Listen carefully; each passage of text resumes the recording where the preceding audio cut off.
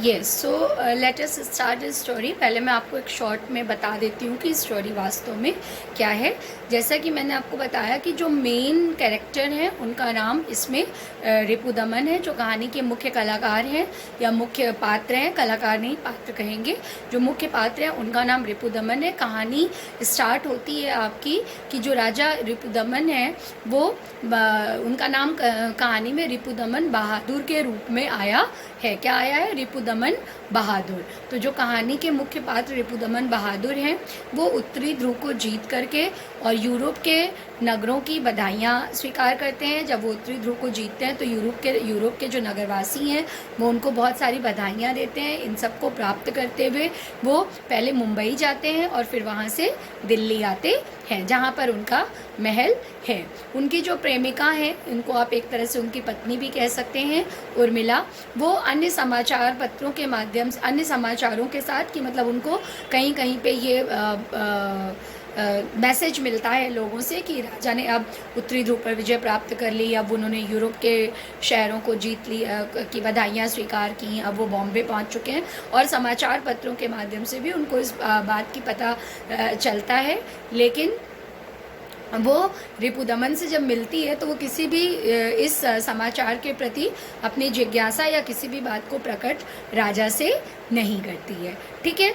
अब राजा रिपुदमन का इसके बाद कहानी में जो दूसरा सीन है उसमें ये बताया गया कि जो राजा रिपुदमन थे और जो आपके उनकी प्रेमिका उर्मिला हैं, उनका प्रेम संबंध तो बहुत पहले से था, लेकिन दोनों का विवाह जो है वो अभी तक नहीं हुआ है, ऐसा कहानी में स्पष्ट होता है। और ये विवाह के बंधन को मानते तो हैं राजा, लेकिन वो विवाह के बंधन से ऊपर स्थान जो है, ऊपरी स्थान, विवाह के बंधन से ज़्यादा ऊपर प्रेम को रखते हैं। प्रेम का स्थान वो विवाह से उच्च रखते हैं और इसीलिए वो ये कहते हैं कि हमारा विवाह हो या ना हो ये इतना ज़रूरी नहीं है, हम एक दूसरे से प्रेम करते हैं, ये ज़्यादा महत्वपूर्ण हमारे जीवन में है अपना। लेकिन जब क्योंकि उर्मिला चाहती हैं, जो उनकी प्रेयसी हैं, कि राजा उनसे विवाह कर लें, तो जब उर्मिला को उनसे विवाह करना चाहती हैं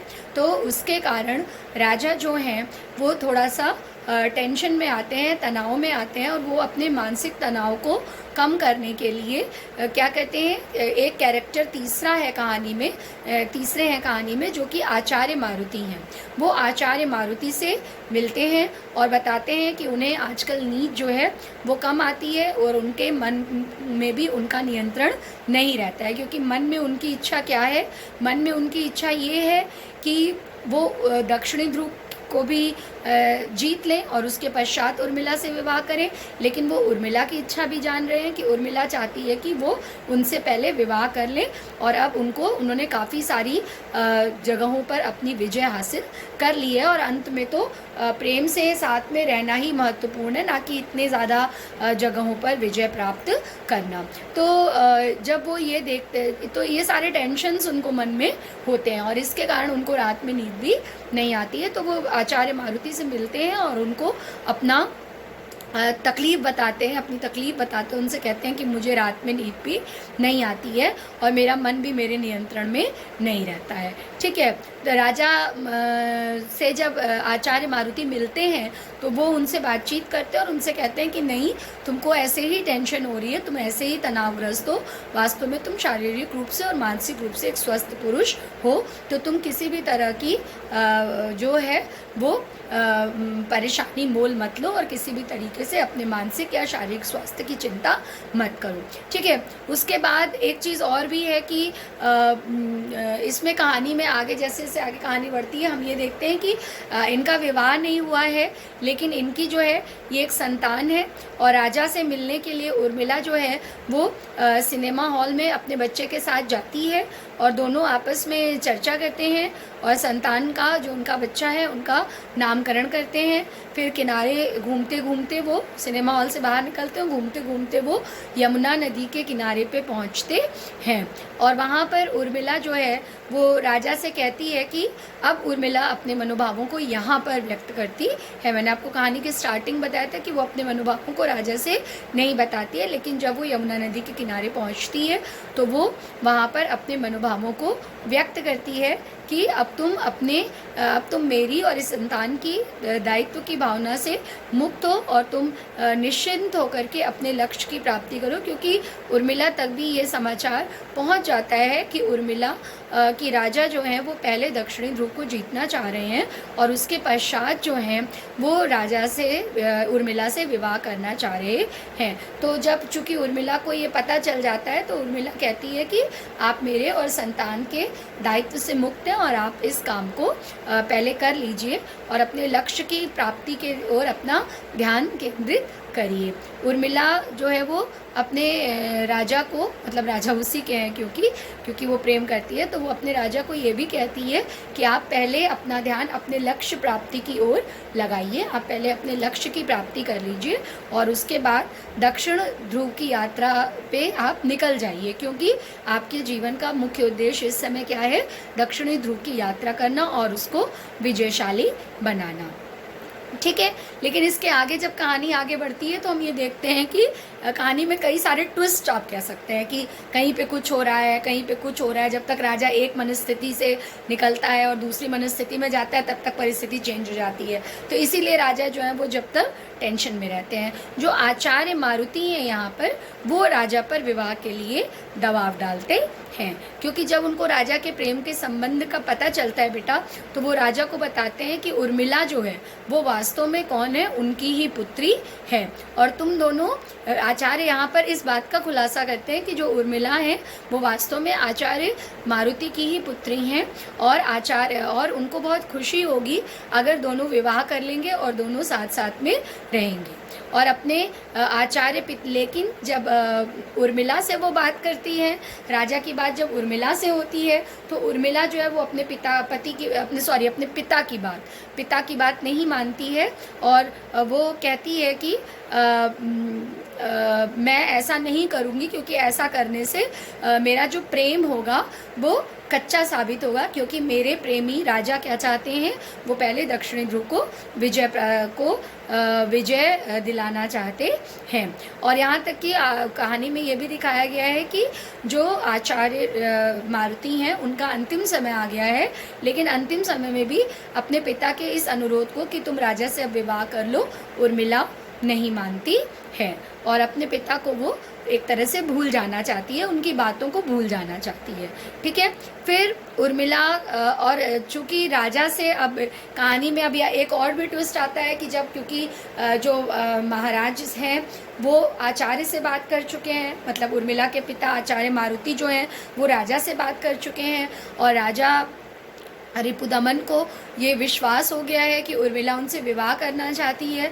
तो उर्मिला अब वो चाहती है कि राजा का विवाह जो है, राजा चाहते हैं कि उनका विवाह अब उर्मिला से हो जाए। लेकिन जब वो उर्मिला से इस बारे में बात करते हैं तो उर्मिला को क्योंकि राजा की मनस्थिति का पता है और वो जान रही है कि उनके कारण उसके कारण ही और उससे विवाह ना होने पाने के कारण ही जो राजा हैं वो किम कर्तव्य विमूढ़ हैं। उनको नहीं समझ में आ रहा है कि मैं पहले उर्मिला से विवाह करूं या पहले मैं दक्षिणी ध्रुव पे जा कर के और अपनी विजय हासिल करूं।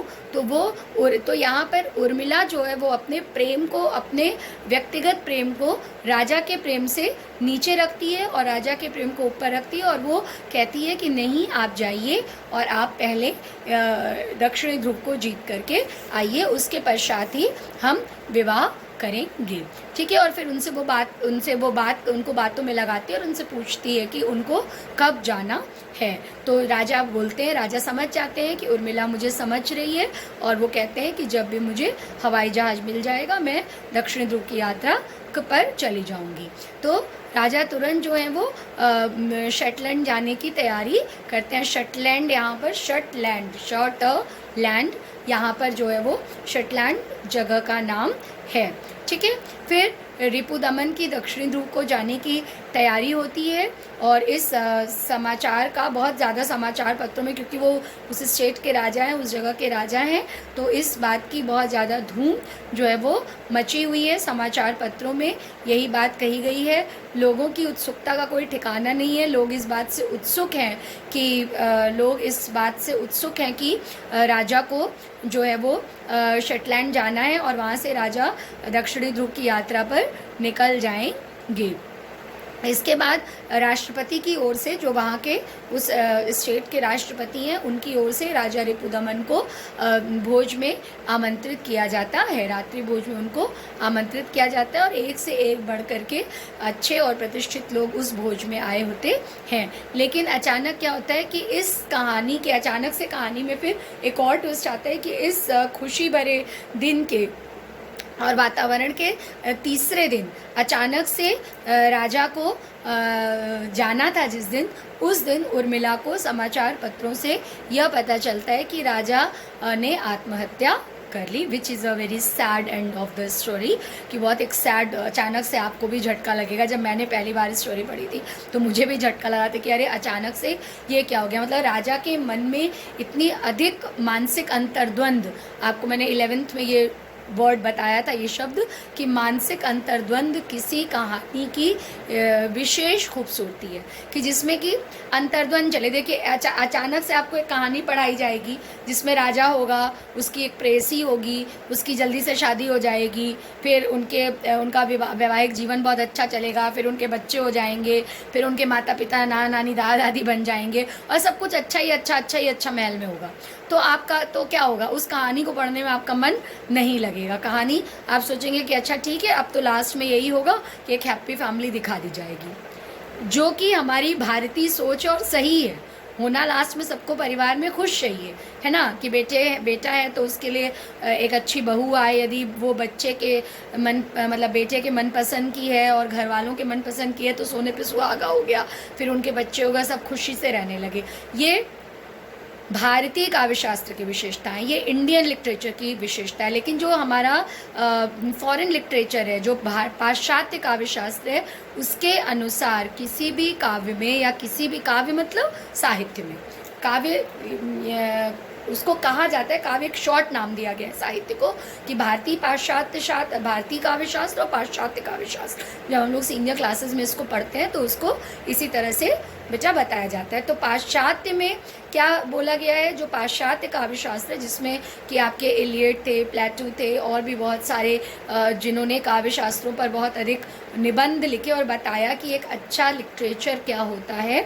उन्होंने ये बताया कि केवल एक सुखांत कहानी, सुखांत मतलब वो कहानी जो कि एक सुख पर अंत हो, जिसका एक सुख पर अंत हो, उतना ही ज़रूरी नहीं है, बल्कि वो कहानी भी अच्छी होती है जिसका अंत जो है वो दुख में होता है। क्योंकि ये पाठकों को, जो हम रीडर्स हैं, कहानी को हम जानने वाले रीडर्स हैं ना, हम कहानी को पढ़ रहे हैं। यहाँ पर तो आप कोर्स में आपको लिखना और क्वेश्चन आंसर देने, वैसे हम कहानी को क्यों पढ़ते हैं, ताकि हमारा जो दिमाग है वो कुछ चीज़ों को, नई चीज़ों को आत्मसात कर सके, नई चीज़ों को जान सके, और हम कुछ ज़्यादा अच्छा ज्ञान प्राप्त कर सके। और कई बार हम लोग मनोरंजन के पॉइंट ऑफ व्यू से भी कहानियों को पढ़ते हैं, तो वो कहानी में हमारा इंटरेस्ट जगे।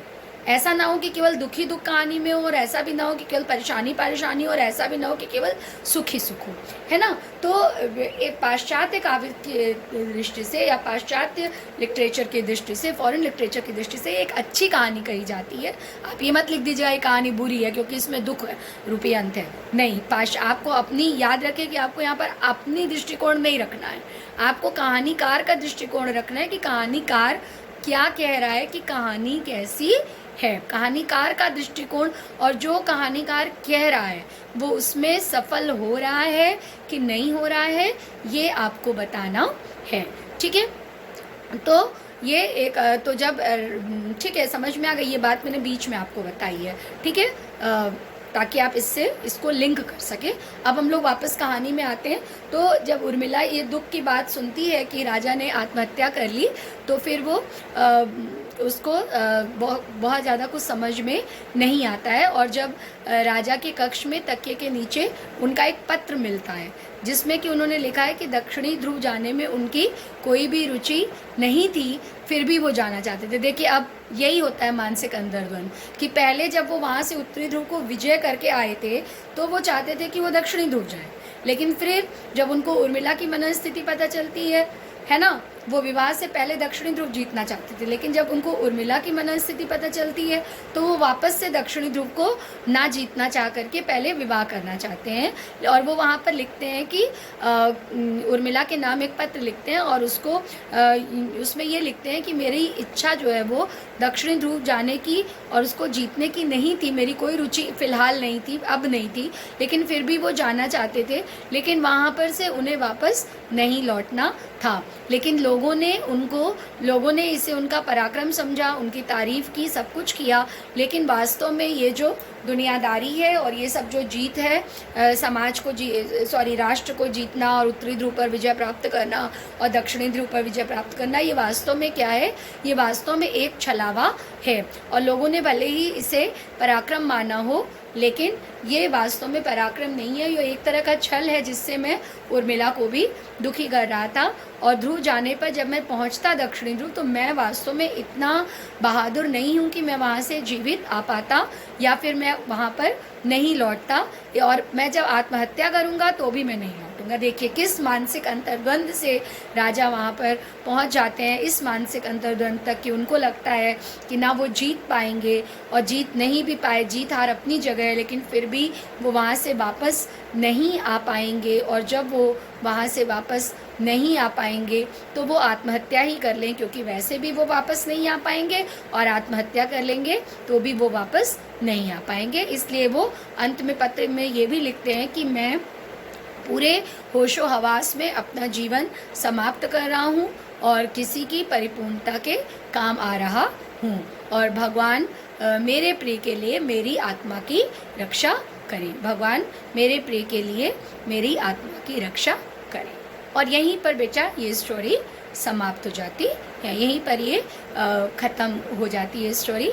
एक दुखांत स्टोरी है, दुख में अंत हुआ है इसका, लेकिन असल में क्या कहना चाह रहे हैं लेखक, इस ओर मैं आपका थोड़ा सा ध्यान लाऊंगी कि आपको मैंने स्टार्टिंग में ही बताया कि एक मनोवैज्ञानिक कहानी है, एक दार्शनिक कहानी है, एक मार्मिक और प्रेम संबंध की कहानी है, और इसमें उन्होंने मानवीय संवेदना को बहुत अधिक उच्च धरातल पर ले जाकर के कहानीकार ने छोड़ा है कि व्यक्ति कितना अंतर्द्वंद से गुजरता और कितनी चीज़ें उसके सामने आ करके खड़ी हो जाती हैं, चाहे वो समाज के लिए कुछ करना चाहता है और चाहे वो अपने लिए कुछ करना चाहता है, बट कितनी चीज़ों के बीच में वो फंस जाता है। और अंत में जो प्रेम है उसको भी उन्होंने बताया है कि जो प्रेम की भावना है वो एक पवित्र भावना है, जबकि जो विवाह है वो एक सामाजिक बंधन के रूप में इस कहानी में दिखाया गया है, प्रेम की भावना।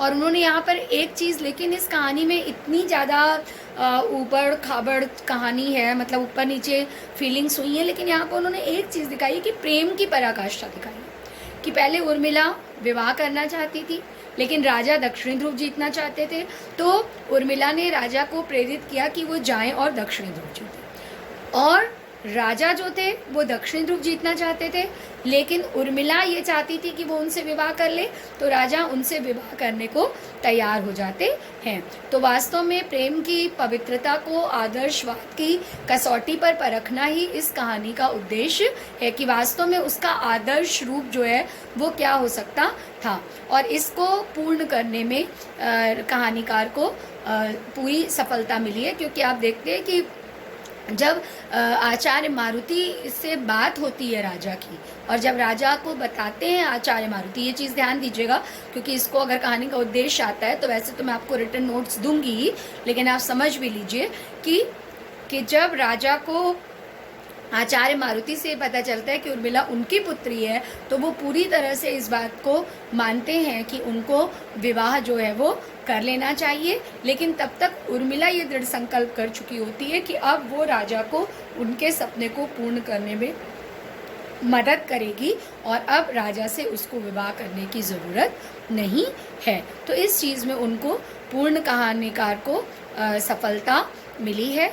और ये एक सर्वोच्च कहानी, प्रेम को एक सर्वोच्च रूप में दिखाना ही कहानीकार का उद्देश्य है, और प्रेम को एक आदर्श रूप में दिखाना ही कहानीकार का उद्देश्य है, और इसमें उनको पूर्ण सफलता प्राप्त हुई है। So I will give you the points of this story. Short में आपको छोटे छोटे हम पॉइंट्स देंगे, जिससे आप कोशिश करिएगा कि इस कहानी को, आप मेरे इस वीडियो को दोबारा देखिएगा और ख़ुद अपने शब्दों में लिखिएगा।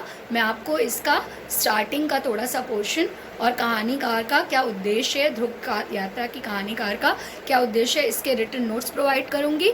और साथ में आज आपको फर्स्ट टाइम मैं होमवर्क दे रही हूँ कि मैं आपको इस कहानी के कुछ पॉइंट्स दूंगी और आप इसे अपनी भाषा में लिखेंगे, क्योंकि ये आता है एग्जामिनेशन में। Please do a little practice that either you can write this story और नॉट। अगर नहीं लिख पाएंगे तो फिर मैं तो आपकी प्रॉब्लम सॉल्व करने के लिए हूँ ही। Okay, so write this story and write copy down the notes in your fair copy. एक चीज़ और, अगर आपके पास एक और कॉपी हो तो आप प्रोज और कहानी के लिए एक और कॉपी बना लीजिएगा। अगर आपके पास एक रजिस्टर और हो तो आप क्योंकि अब तो स्टेशनरी आपके पास है, क्योंकि पोयम आपकी काफ़ी सारी हैं, पोएम्स आपकी काफ़ी सारी हैं, जिसमें आपका एक रजिस्टर, अगर आप अच्छे से नोट्स बनाते हैं, मेरी बात मानते हैं, या स्कूल खुलने के बाद भी आपको हम लोग नोट्स लिखवाते ही हैं बेटा, तो अगर आप मानते हैं तो आपको 2 कॉपीज़ यहाँ पर बनानी पड़ेंगी। तो उसके लिए आप जो हैं वो एक और कॉपी प्रोज की बना लीजिए, जिसमें जो कि प्रोज चैप्टर भी मैं आपको कल से स्टार्ट करूँगी, ठीक है, राष्ट्र का स्वरूप। तो उसमें आप आगे की तरफ जो है वो प्रोज के नोट्स लिखिएगा, और पीछे की तरफ है ना, पीछे की तरफ, क्योंकि 4 ही कहानी है आपके पास, 4 कहानी है, तो ये नहीं कहेंगे कि मिड ऑफ द कॉपी से पीछे के कुछ 15-20 पेज जो हैं वो आप 15 से 20-22 page, 20 page, 20 page are more than enough, 20 pages are more than enough for you. 20 pages आप जो हैं वो कहानी के लिए लेफ्ट आउट कर दीजिएगा, और वहाँ से आप कहानी शुरू करिएगा।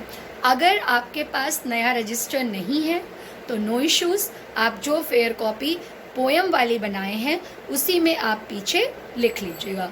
आई मीन टू से कि कहानी रफ कॉपी में नहीं लिखनी है, ये आपका पूरा प्रिस्क्राइब सिलेबस का एक पार्ट है और एक कहानी का पार्ट है। हाफ ईयरली एग्जामिनेशन में आएगी भी ये कहानी, इसलिए इस कहानी के आप प्रॉपर नोट्स बना लीजिए। और कहानी अगर नहीं समझ में आए तो please ask your queries in comment box और through messages in queries session. Thank you.